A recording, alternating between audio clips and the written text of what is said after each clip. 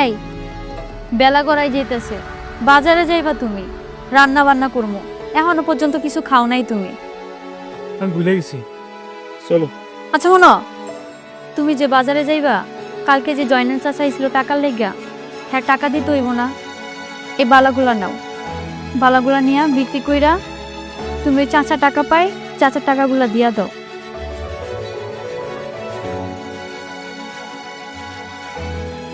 কি কইলা তুমি?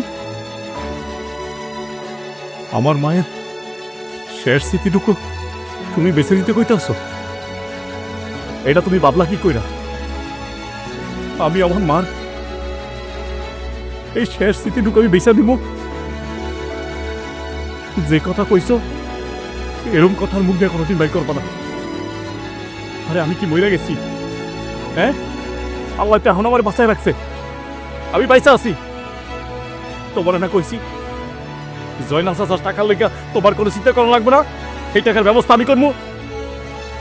আর যদি কোনোদিন আমার এই মার স্মৃতি বেচার কথা কইছো, তাইলে আমি তোমার করতে বের করে দিব। ধরো, যাও। ঠিক আছে চলো।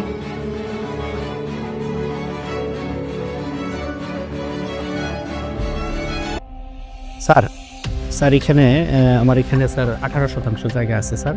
স্যার আমাদের একটা প্লাস পয়েন্ট আছে স্যার, আমাদের এই জমির দুই পাশেই স্যার বাউন্ডারি করা আছে। তাহলে তো ভালো।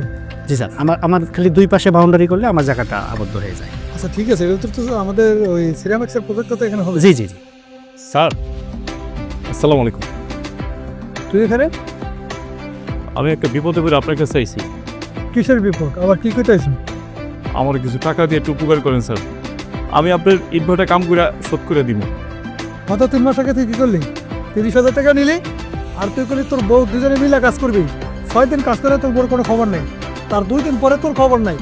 তোর মতো এরকম কামলা আমার লাগবে না, আমার চোখের সামনে তো সর যা। আমার মাটা মরে যাওয়ার পরে স্যার আমার মাথা মতো কিছু ঠিক নেই স্যার, আমি কোনো কাজ কাম করতে পারিনি। এখন স্যার আমি কাজ করবো স্যার। চোখের সামনে থেকে দূর হ। যা, আমার কাজ করতে দে। আচ্ছা ঠিক আছে, তাহলে কি 1 সপ্তাহ হবে এটা? জি 1 সপ্তাহের ভিতরে কমপ্লিট হয়ে যাবে। আচ্ছা চলো। ঠিক আছে চলো। প্রিয় দর্শক আসসালামু আলাইকুম।